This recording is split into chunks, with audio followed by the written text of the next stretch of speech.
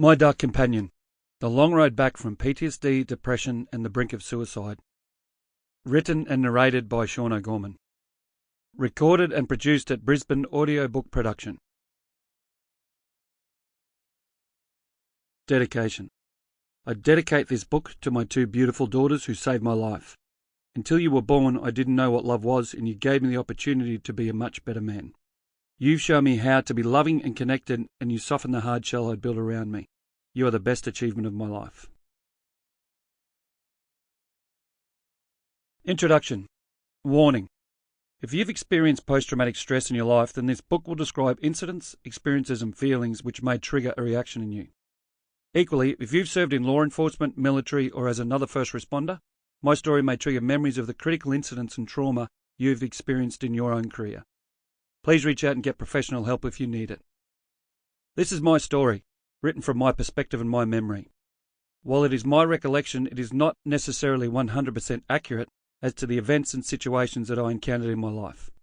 It is merely how I remember them and how they impacted me. I am not a trained mental health professional, and the opinions and advice I give in this book are solely based on my own experience of what has worked in my life. This is not professional advice, but this is what has helped me turn my life around. I will discuss my family and other people in situations close to me. None of this is to judge anybody in my life, but to merely highlight how we can take what someone else says or does and make it mean something significant to us and our future. I love my parents, my sister, my partner, and my broader family and friends immensely.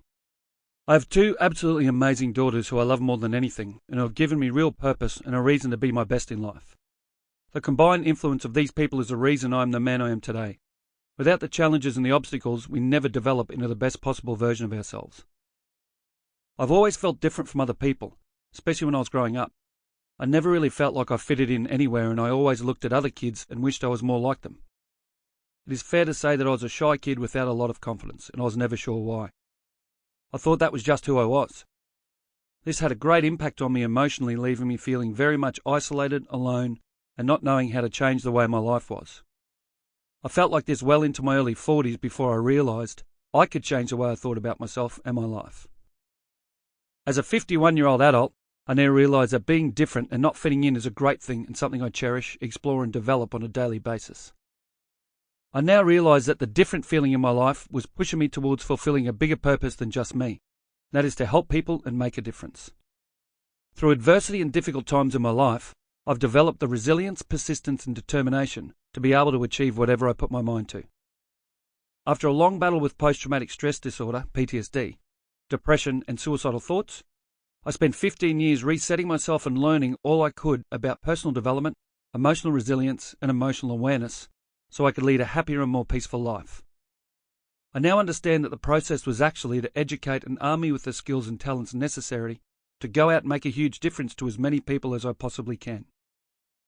For many years from the time I was about 15, I knew this was something I wanted to do, but I never really understood what it meant or how I was going to achieve it. I'm humbled to be sitting here and writing my story with the hope that it resonates with you and somehow assists you to unlock the true potential that lies within you and helps guide you to a real power and control over your environment, your world, and ultimately your life. Shaun O'Gorman. Chapter 1. My Dark Companion. Suicidal thoughts are my dark companion.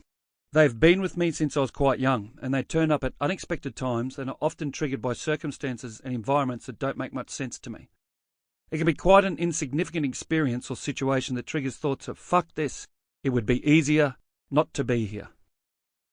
When I was 7, I first had my dad say that if life got any harder, he would blow his head off.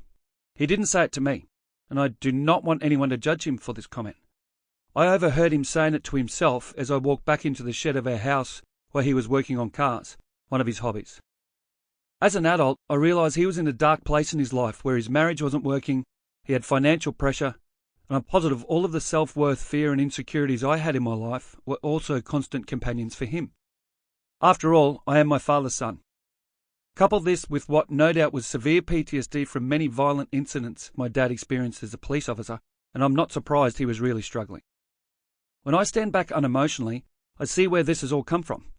There is strong evidence that it may have been passed down through generations of my family, especially from male to male. I can see similarities in my family where many of the men are Sample complete. Ready to continue?